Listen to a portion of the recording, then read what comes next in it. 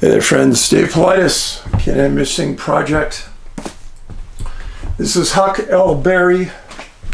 Huck, how you doing, girl? Yes, a good girl. Yes, a good girl. Yes, a good girl. Yes, a good puppy. Oh, that's a, yes, a pretty girl. Yeah. She's a good girl. She'll be hanging out with us here. And, of course, American Sasquatch, new movie that's out. If you haven't seen it, watch it on Amazon and iTunes right now. And please, please, if you've seen it, go leave a review at Amazon and iTunes. We need all the reviews we can get. The reviews are one of the most important parts of this whole process. Because my idea of the movie isn't important. Your idea, your opinion of it is highly important. And other people read those opinions in a huge way. So I ask you, go leave a review, please. And I read all the reviews. And so does everybody else associated with this. We had a team meeting the other day. The same team that made this movie is making the National Parks movie. And we talked about what we liked in this movie, what we liked in the National Parks movie as it's progressing. And everyone's very happy with the comments that are coming in about American Sasquatch. And probably the best thing in my view is the response we've had from the people we have portrayed in the movie. Everyone has been very generous, polite, happy. They think it's huge. So please put it on your social media. Do what you can. Greatly appreciated. Now the missing 411. If you are an Kickstarter person and you invested in the Missing 411 National Parks movie, I sent out a update just the other day explaining we're progressing well. Definitely will be out in the first half of 2026. The movie is it's pretty heavy because we really hit on some heavy cases in that movie. So I don't want to say too much about it, but everyone is doing a stellar job, taking it super serious. Yeah, heavy. Now, missing people. Our missing website, missing411.com. You can get DVDs, Blu-rays, and my new book, American Sasquatch there, along with all the Missing 411 books there as well. Website, doing really well. Don't have any issues with it. I'd like to thank Marty for the support that he's given me on building that site. So we're doing well. Remember I told you about 6 months ago we were going to roll out some huge issues. I never promised something I can't deliver. Big one, number one, was the website. Number two, this movie. And I kept that from you for a long time because I didn't want you to think we would be distracted from the Missing 411 movie.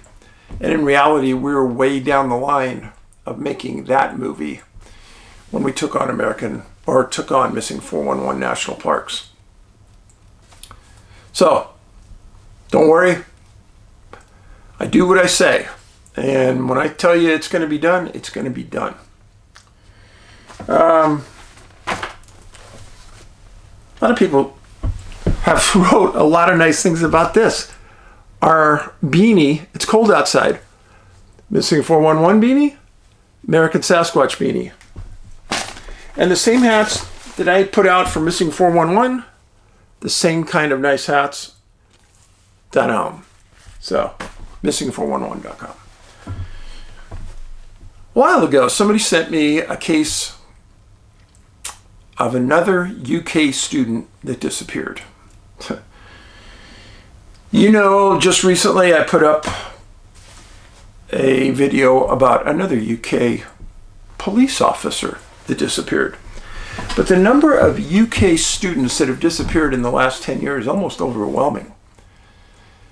This one is a little different. It's baffling. If I was the parent, I would be absolutely dumbfounded. It's about a young man. A recent case disappeared November 23rd of this year, 2025. George Smyth, 18 years old. This is George. George was a resident of Shropshire, UK, a student at the University of Bristol. And he was a rugby player. And he had played rugby for most of his life. He was big in the rugby community. He was an athlete. He was smart. And what I'm going to tell you is probably every parent's worst nightmare. On November 20th, imagine your students attending Bristol, everything's going well. You don't think anything's going on. And then bang, November 23rd, late in the day, Romania Emergency Services receives a call on their emergency line. In the US, we have 911. In Romania, it's 112. They get a frantic call from a young man who's hiking on a trail in Romania. It's George. And in that frantic call, a man named Sebastian Marinescu, who's a search and rescue commander for Romania, and their mountain rescue leader, stated George was disoriented on the call, physically exhausted, and was already showing indications of hypothermia. Our dispatcher told him to turn around, go back down the trail the way you came, and the call was cut short. His call emanated from a place called the Taganesti Valley. Search and rescue commander said emergency services were immediately deployed. But that area had a lot of snow. Weather was coming in and out. It was snowing heavily. They get the call. They identify the person as George Smyth. And they contact his mom in the UK.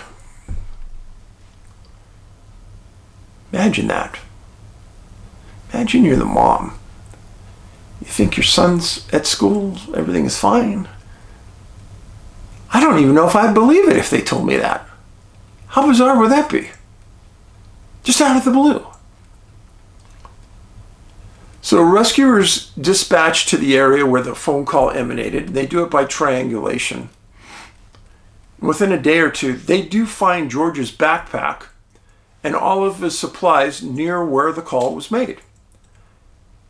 He was very well supplied, had the right stuff, but now he's separated from his supplies, folks. In most instances, it's okay, Huck, it's okay. In most instances, hey, it's okay. Oh, wow, you're just waking those people up, aren't you? Hey, calm down, dog, calm down. When you get separated from your supplies like that, that's a death sentence. Because without food, water, heat, sleeping bag, chances are you're not going to make it. And I'm sure the emergency services knew that. Well, they kept searching, and they figured out that George kept going up the trail higher in altitude instead of turning around as he was advised. Now, Jo Smyth was George's mom, and she described her son as extremely well-traveled, who is athletic, sports-oriented, and strong. That's a good description of his son. She left, got into Romania, and was hand in hand with search and rescue. December 5th, search and rescue continued with a Black Hawk helicopter, canines, ground pounders, drones, and FLIRs. Not finding anything. And then later in that week, search and rescue was suspended. It's been suspended twice and continued twice. As of this point, they said that the avalanche danger and the depth of the snow pushed them off that trail in the search. Now, if you're the mom, what are you thinking? First of all, why would my son do that? He's supposed to be in school. Why not tell anybody? He obviously wasn't on a suicide mission because he wouldn't have called search and rescue, right? Theory is that he left the UK on November 16th without telling anyone and headed to Romania. It's believed that he left the Bucegi Mountains heading towards Dracula's castle with a total trip of maybe 20 miles of hiking. There's no theory why he was on this hike or why he never mentioned anything to his friends and family. The first indication that he was even in Romania was that emergency services call he made.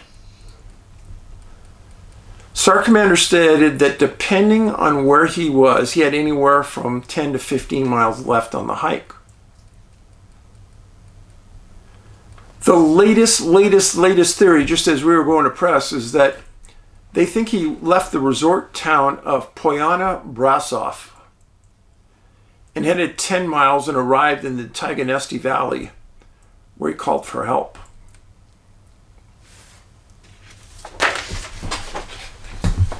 This really doesn't mean a lot, but these are the points, the start and the potential end point.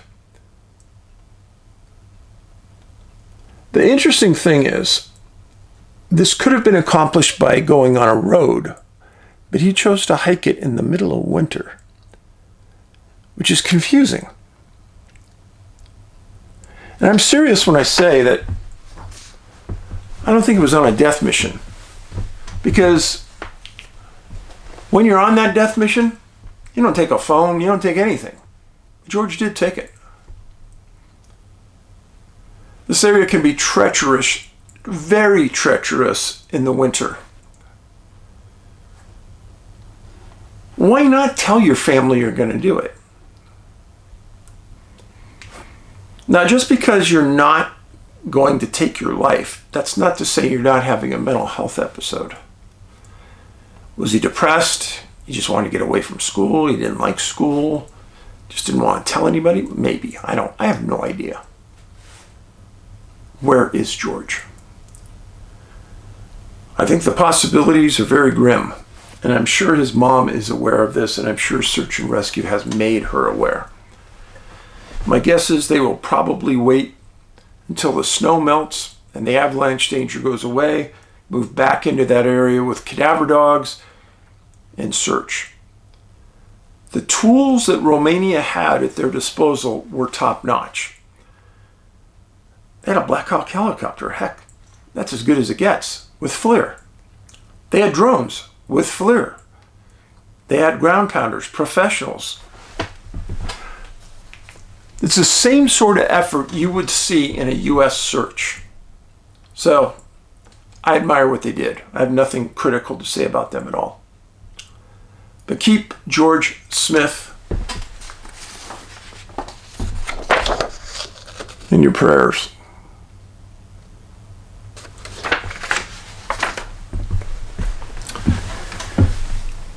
So that's the missing person case for today. Now, many of you know I talk about trail safety a lot. That's what we're going to talk about right now. And this is a huge issue. When I was living in the San Francisco Bay Area, I was quite young.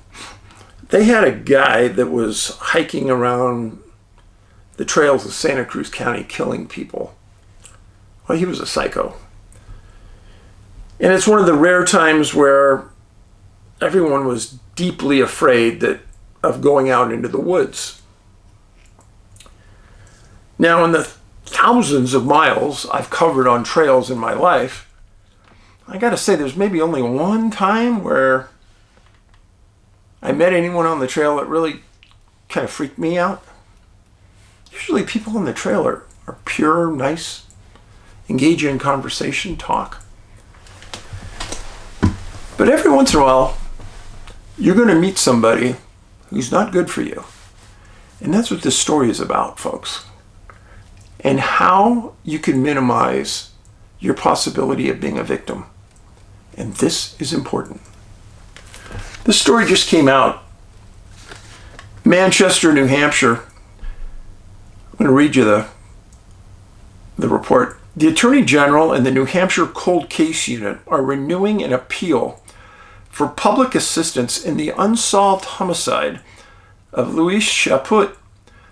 The renewal coincided with the 24th anniversary of her death. Chaput, a psychologist from Quebec, set out to go on a short hike after driving from Canada to the White Mountains in New Hampshire. She was found stabbed to death days later. She was last seen alive on November 15, 2001, and was reported missing on November 20th. She was later found dead on the 22nd. She was 52 years old. There she is. Psychologist from Canada. Hiking the White Mountains in New Hampshire. Now, this is where this incident happened. Right here. The White Mountains. This is Portland, Maine. This is Maine. This is New Hampshire. This is pretty much in the middle of nowhere, folks. So to think that you're going to run into somebody maybe wouldn't be the first thing on your mind. But Dave's going to tell you that it is irrelevant where this happened, because you could run into a psycho anywhere. Louise had reserved a room at the Joe Dodge Lodge in the Appalachian Mountain Club Visitor Center for a long weekend in the mountains. With daylight fading when she arrived at 3 p.m., Chaput asked an AMC worker at the Pinkham Notch Visitor Center for directions to a short hike that would get her back before dusk. Meaning, she wasn't going to go over on an overnighter for a 10-mile hike. She was going to stay in that little area so she could go out for an hour, hour and a half, and be back. The clerk suggested a short walk around Lost Pond Trail, which began just across the street from the lodge.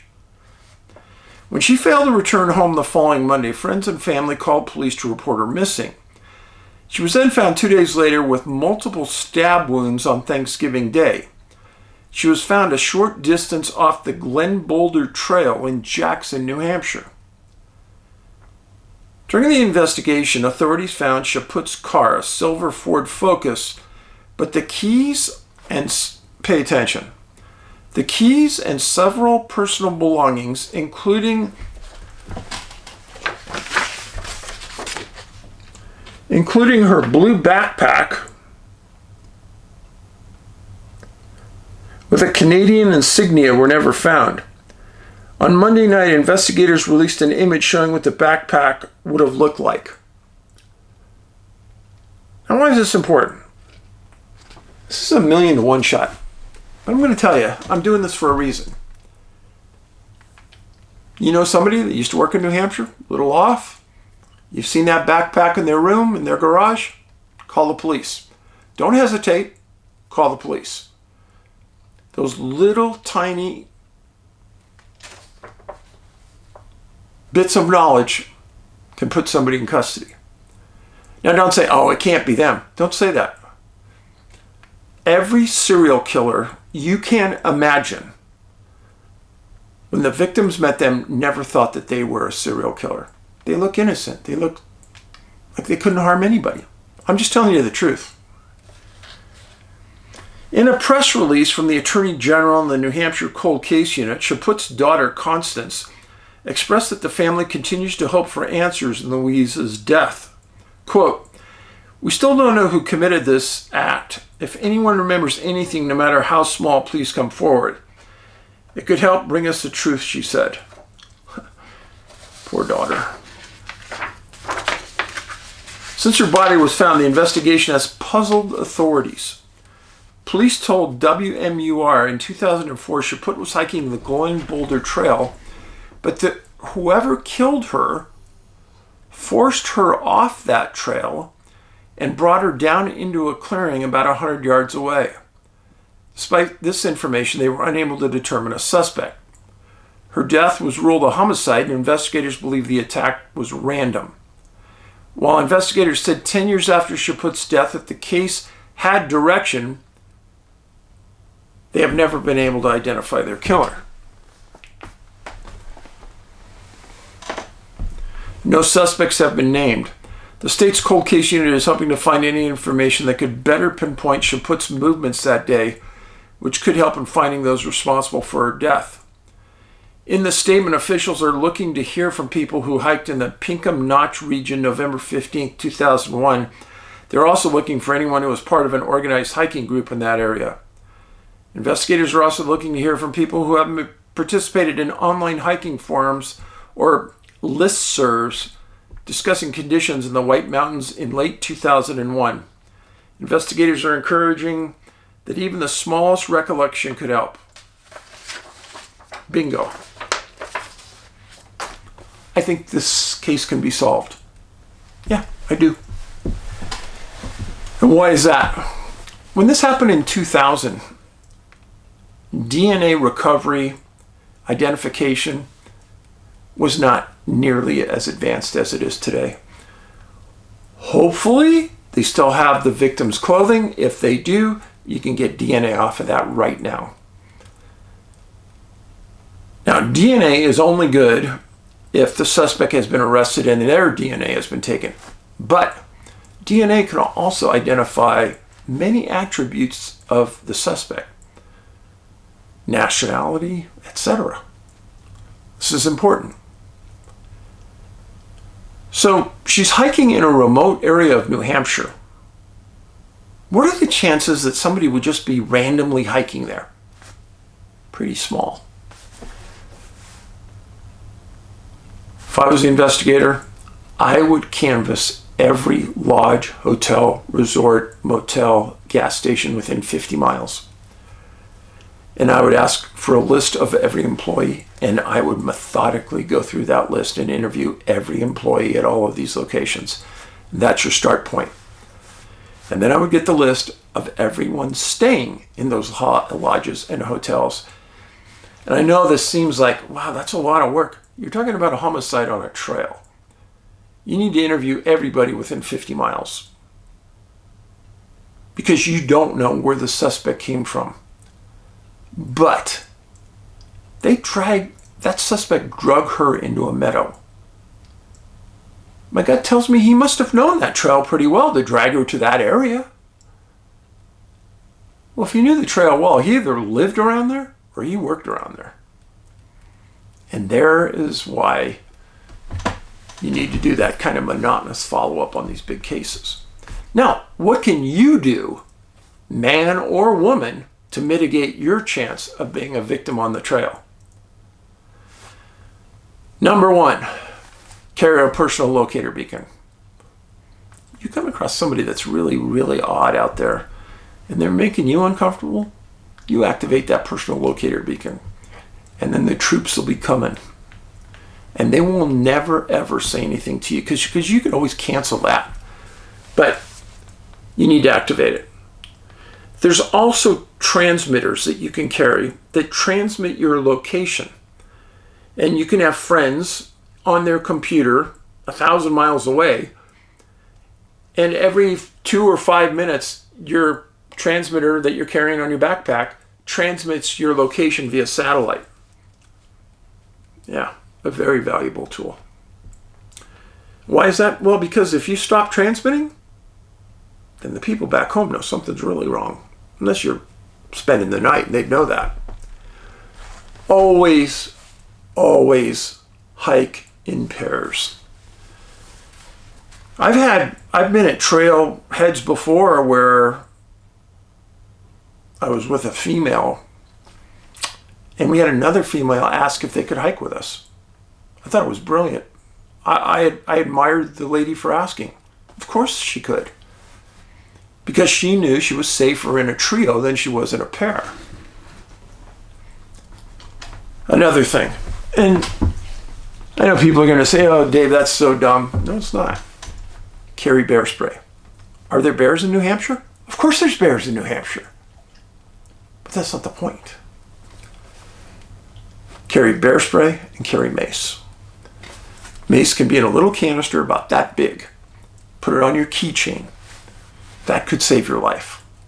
And in a worst case scenario, you got your bear spray and you got some fool behind you that's harassing you, spray him. It'll take care of him. I guarantee it'll take care of him. And then I'll touch on a subject that I know is very sensitive to people. Not to me. So I've grown up around guns. I've trained with guns for thousands of hours. I put thousands of rounds through my pistol. While I was a policeman, I was on the SWAT team, etc. I look at a pistol. Stop it. I look at a pistol as a tool. Like you see a hammer. Like you see a hammer, screwdriver. I look at the pistol the same way. Shh. Shh. Shh. Don't gruff me. And you need, if you're going to be out there a lot in the wilderness, you need to become comfortable with a gun as well, if you want to get to that point. There's a lot of National Rifle Association instructors that are extremely patient. You go to your local pistol range, you tell them you want to meet an instructor, get in on a class with multiple people, and they will take you from the very beginning to very advanced stages. There's schools in Arizona you can go for a week to become an advanced expert in these guns. Oh yes. Yeah, I know. Just calm down. Hold your taters there. So, pistols. And when I'm out on the trail, I don't hide it. I don't care. Let them see I'm carrying a pistol. I think it's good. Maybe they know I'm not going to be a victim. That's fine. Never, ever, ever leave a trail if somebody's trying to force you off. You fight for your life right there. Your life is going to end if they take you off that trail. They are going to kill you in a place like they did with this lady. You don't leave the trail. The reason they don't want to do it on the trail leaves evidence, and there's somebody coming down that trail may see. You fight for your life right there. You take your stand. You don't leave. Killers, serial killers, they keep prizes. It's sick. But I can't tell you the number of times I've read about serial killers and they all have mementos of what they've done. Now this backpack is missing. Her sleeping bag is missing. It's somewhere, folks. It's somewhere. Somebody's garage, somebody's backyard. Have you seen that backpack? It's pretty unique looking. Pretty unique. Now, if you were an employee in this area of a lodge and you think that another employee was acting odd, call the New Hampshire State Police Cold Case Unit. You can do it anonymously. But you might crack a major crime. There's a very, very good chance this is not the person's first crime. This is why I believe DNA could solve it. They've probably been arrested before.